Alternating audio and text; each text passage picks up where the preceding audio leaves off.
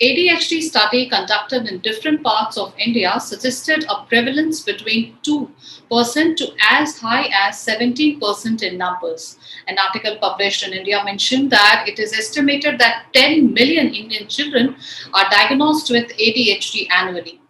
So earlier this disorder was there, but yes, the prevalence was not that high.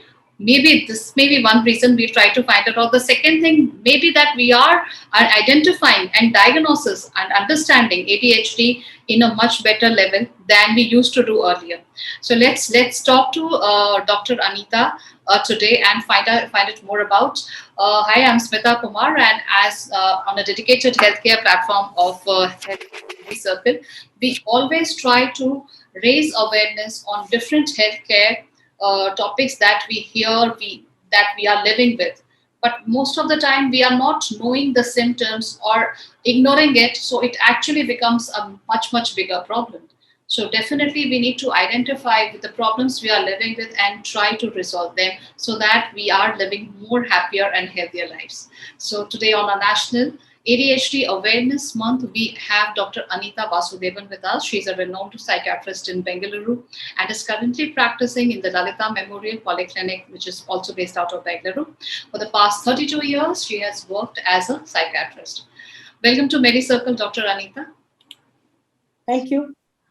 As we discussed, Dr. Anitha, the cases of ADHD are like increasing on a very big manner. So, as we just discussed. So, is it really the numbers are increasing, or now the parents are much more aware and they are identifying and talking to professionals, medical professionals, and doctors about it?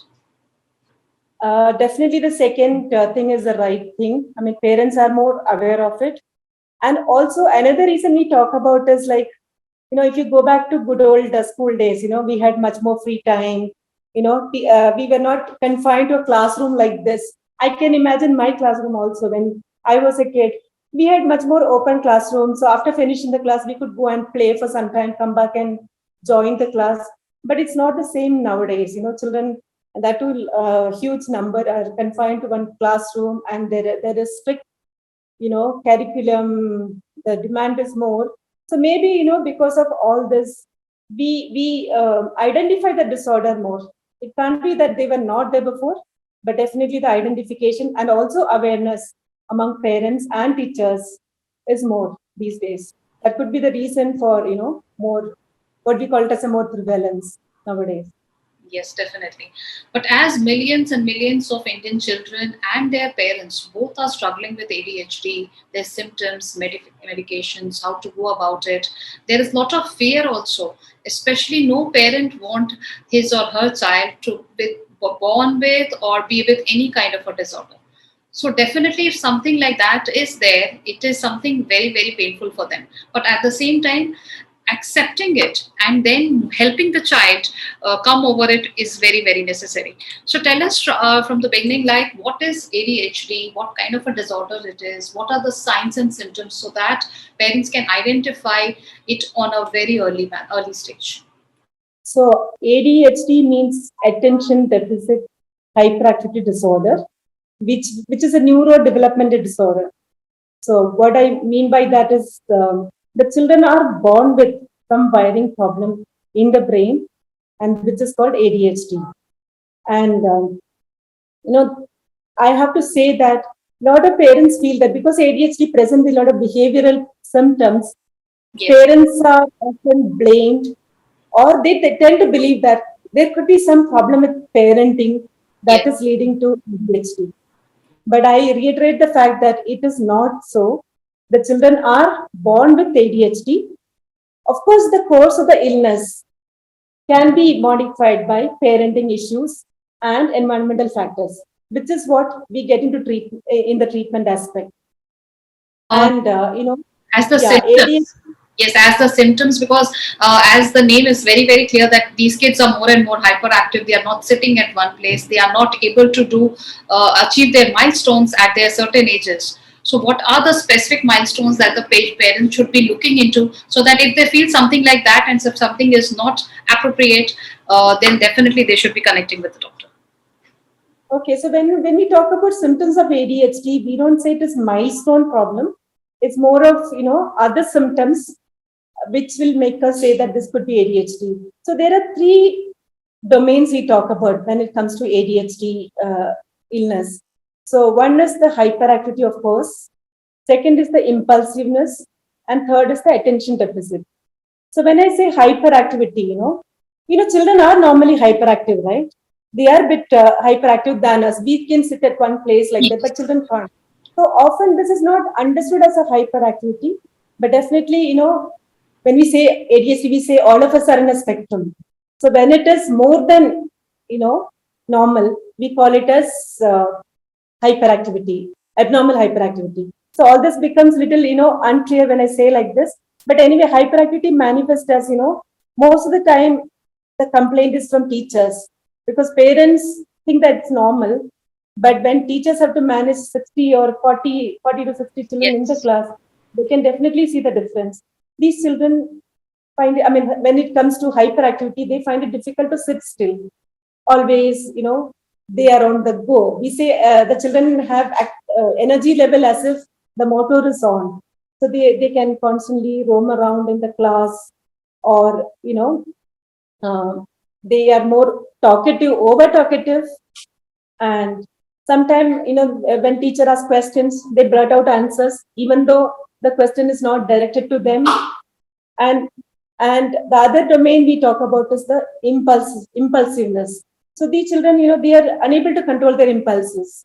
To some extent, it's normal, but you see that, so most of the time, these manifest as if you are taking your child to a mall or walking on the road without seeing that car can come from the other direction. Children are mostly aware of it, even younger children. They can just cross the road. Their attention is only to the other side, what is there on the other side. Yes. So they can go missing in the class, in the mall, etc., outside. Or, when they take the child to other persons, suppose you go to another person's house, they want to explore. See, hyperactivity, impulsiveness, you can see a lot of overlap between the symptoms. They want to explore everything. Obviously, we don't want our child to take other children's toys and play with that. But they see that, parents see that, the children want the other person's toy.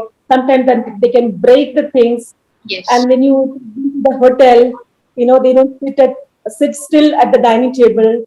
A lot of time the money, not only for the food you pay, we end up paying money for the broken, cutleries also. This kind of impulses, and they play with. Parents also say that they meet with, the children meet with a lot of accidents because of their hyperactivity and impulsiveness. So this comes in the impulsive and hyperactivity domain. And then comes the fourth problem, which is attention deficit. Though we call it as attention problem, actually it's a misnomer. Attention is, child is definitely attentive, but when they have to sustain the attention for a longer time, we call it as concentration or focusing. That is where these children fail to perform. So you see that, when the teacher asks question, they are able to answer. And if it is a one-word answer, they can write on the answer paper. But if they have to organize an answer, they find it difficult to do that. Yes, to So write. you see that, yeah.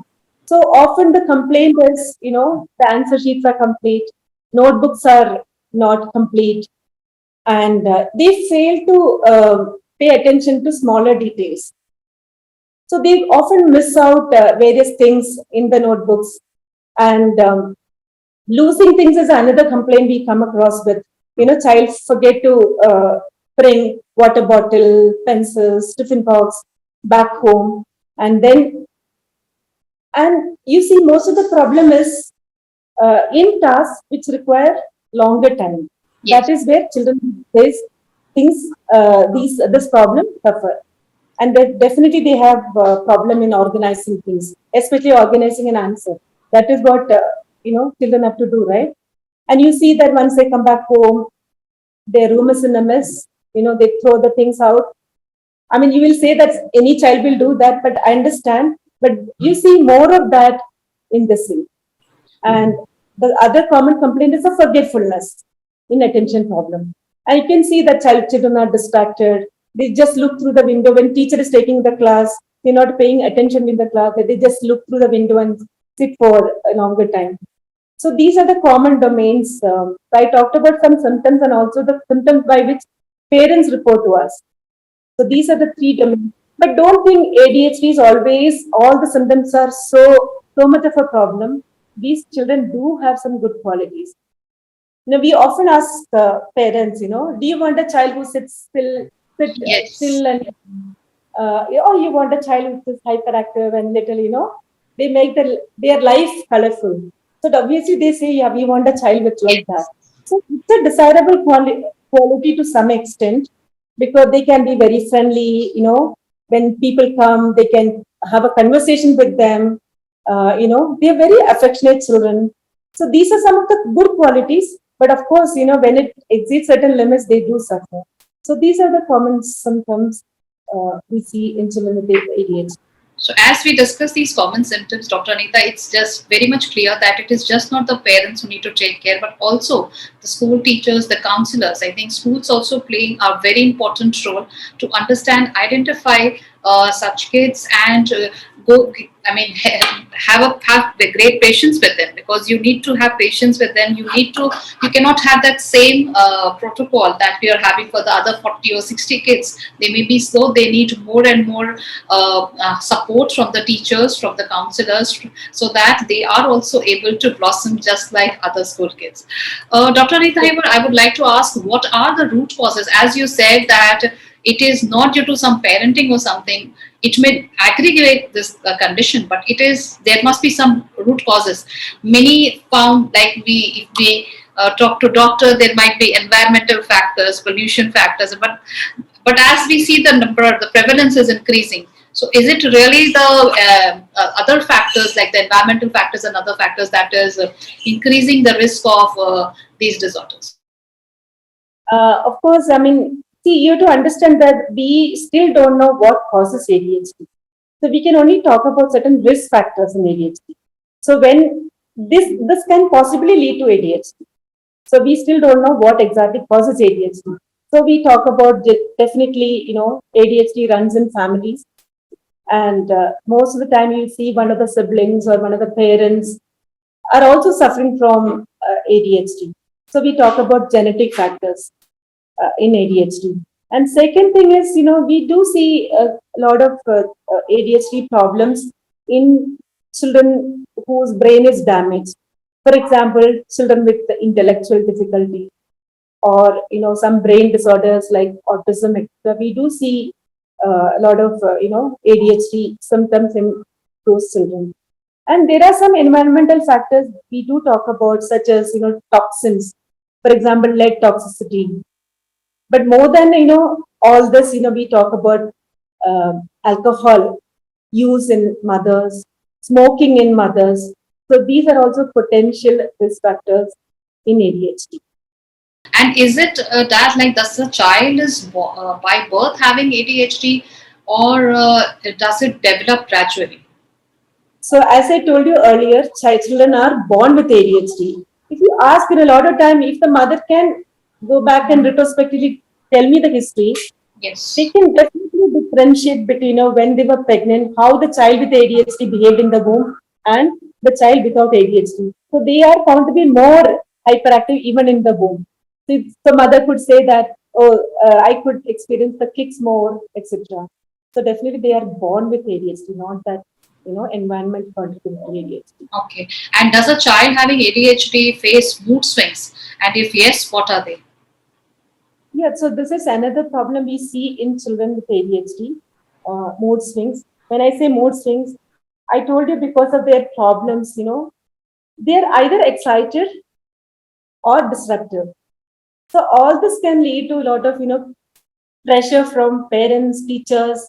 Obviously, when the child is forced to write, which he or she doesn't want to do, so it can lead to anxiety. Anxiety can manifest as anger outbursts. So they can lose their temper easily. Suppose parent, bring some snacks at home and or ice cream to home, and mother says that, please have it after dinner. So children with ADHD, you see that, they can't control their impulses and they want to have it immediately. So all this can lead to a lot of tussles between parent and child, of course, teachers and the children. And also, normally these children get into disturb because of their impulsivity, disturbing other children, taking their pencils, pinching them, etc. So all this can lead to a lot of frustration, anger, and obviously, where older children understand that there is something wrong with them, and you see that because of that, because of all this behavior, they are not invited to play games with other children, or they're not invited to join the group. So all this can lead to depression, anxiety. So you see this kind of, anger outbursts, anxiety, depression, different mood swings in children. So, as the parents have understood that these are the symptoms, and suppose the kid has been diagnosed with ADHD, as is this preventable, and what should be the treatment plan? How these kids should be handled? Because see, again, they are having some very beautiful things also with them. Like they are sometimes very good as building blockers, which I have heard that they are the best building block. When building blocks, they are very very intelligent, and when they are actually focusing on something, they are able to do that. Sometimes they also pick up a good accent or something, which is very much impressive and very much difficult for other kids to have. So besides having something very good, they are also having some problems, and also with so many kids in a class, it sometimes becomes very difficult to keep, telling them or asking them to sit and follow the instructions. So once all these things are understood that yes, the kid is having an ADHD, so what should the parents be doing? What should be the role of the teachers and the school counselors? The parents, the first thing is when they've been told. So, one more thing I forgot to mention is that, just because you see hyperactivity, we don't diagnose ADHD. It has to be predominantly seen in home environment and school environment. See, a lot of time you see that both the parents are working, they come back home in the evening. So naturally, children are hyperactive. They are excited to meet their parents. So just because of that, we don't call it as ADHD. So it has to be present in the school environment as well. So the diagnosis mostly, we do collect, data from the parent, and also equally important is we have to talk to the teachers also to understand how the child behaves in the class. Then only we come to a conclusion. So when see most of the time the complaint is from the teachers only because the children are not performing well in academics, they don't complete the answer sheets, they don't write the classwork properly, neatly. So the parent, so they are the people first who should be aware of the ADHD problem. They are the first to pick up most of the time ADHD. Then the factors conveyed to the parent. So parents at least should pay attention to that, and if there is something like this, at least they should bring the child to us for a diagnosis to be made, rather than saying that, oh, this is my child can't have that. So the awareness is the most important thing, to pick up the disorders. So once the child is brought to us, we do assess the child, which is a long procedure. Don't think that in 1 minute we label the child as ADHD and give a treatment like that. And so we do take time to understand the behavior and also all the other aspects of ADHD. And in India, at least I can say that not everybody is put on a medication for ADHD. We do a lot of psychological work before saying that, the child requires medication. So the first thing is to be aware of the problem, and don't think that, the doctor, once you go to a psychiatrist, we give medication to all the children. No, it's not like that. It's most of the time working with the parent, work with the teacher, with the counselor, and we do a lot of behavioral management. And if it is extreme problem, then only we get into a medication management. So these are the things we do. Medication, along with medication, a lot of psychological treatment also are needed to manage ADHD. And last quick question: that does ADHD goes with age? That it gets better with age, and as the child uh, ages, so the symptoms and these hyperactivity little bit reduces, and the child also starts understanding and behaving in a much better manner. Yeah, so we see that children, this hyperactivity symptom does decrease with time. So this is, you see the peak at the age of 7, 8, 9, that age. By the time they reach teenage age, 13, 14, we see the hyperactivity definitely decreases. But the other symptoms can persist. And nowadays, one more thing I want to see that we do come across. When I started my practice 20 years ago, 25 years ago, we never used to see so many adults with ADHD. Now Yes. we do see, for some reason, maybe awareness, maybe the kind of work we have to do these days. I do see a lot of adults coming to me for the first time with ADHD symptoms. So most of the time we call it as ADD, not hyperactivity, attention deficit disorder, ADD. So Yes, we yeah, also come across such conditions like when we are in board meetings and some colleague is having playing with a pen, not able to listen to what is happening. So it's just not that the kids are facing an attention problem, it is with adults also. And the more the awareness is, definitely the more they would be reaching out for medical expert help, just like Dr. Anitha is offering, so that you are well aware of the condition and try to make the condition more better with whatever steps they suggest, because definitely diagnosis and the further treatment is very necessary. Dr. Neeta Hale will be stopping for a quick rapid fire round where I will be just asking you some questions and you can answer in a yes or no or in any a single line, so that it can be considered and it would be broadcasted as a separate Q&A session. okay. Yeah, so I'm beginning Yeah. with this. So, Dr. Anita, tell us at what age does ADHD appears? ADHD definitely appears in the childhood, but most of the time the pickup of the problem is when the child is in the third standard, fourth standard, 7, 8, 9 age. Okay. And can adults also get ADHD? Yes, I told you these are childhood disorders which can get carried into adulthood. Definitely, adults, they can for the first time come to us with the ADHD problem. And Yes, can it is. ADHD be fully treated? This is the most important question. See, I told you in the beginning of my presentation that ADHD is a spectrum. All of us will have some symptoms of ADHD.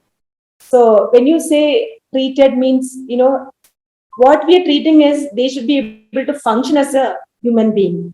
So every symptom shouldn't hamper their personal life or professional life.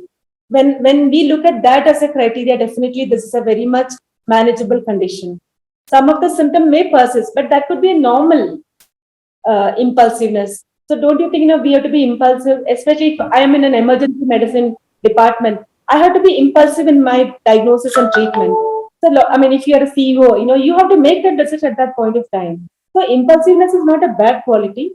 So some of the symptoms should be there, but when it hampers their day-to-day existence, we have to treat it. That is definitely achievable with treatment. So definitely we need to have different two approaches. I think Dr. Anita would also agree with this, that why we are actually bracketing these kids or labeling these kids if they are having an ADHD disorder. Because again, why we define that this is normal and this is not normal.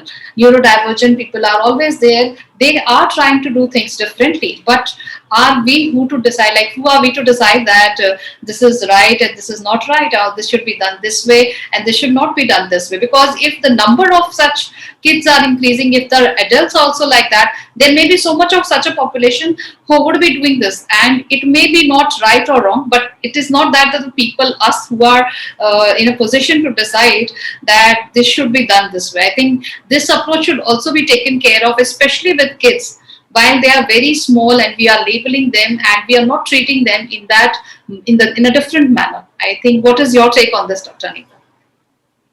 Definitely we have to pick up early. What we are concerned is a lot of consequences. We don't, if you leave the disorder untreated, these children's academic performance definitely have it will get affected. So though they have a lot of potential, if you look at children with ADHD, they are normally very intelligent children. But in spite of being intelligent, they don't achieve something because of their ADHD. So we definitely have to treat it, pick it up at the early age and give proper interventions. And also, because of their impulsiveness and other things, they can get into wrong path also, like, getting into gang activity or substance misuse. So all these can be prevented if we tackle at a very young age. So it Yes. is important. And also they are prone to accidents. So all this, to a great extent can be prevented if we manage at a very young age. Definitely. So, if parents who are watching this video, also teachers, if you feel kid is different and not behaving, or is very impulsive, he or she is very impulsive, then definitely you should approach the kid and the parents. That you need to understand that whether if everything is okay or not. If you need medical assistance, you have experts and you can approach them, because they are full of virtues and full of such good qualities, and ADHD should be no hindrance, so that they should not be achieving their goals. So that's on this ending note. I am thanking Dr. Anitha Vasudevan for joining us today for this ADHD awareness series. Thank you so much, doctor. Thank you very much. Thank you.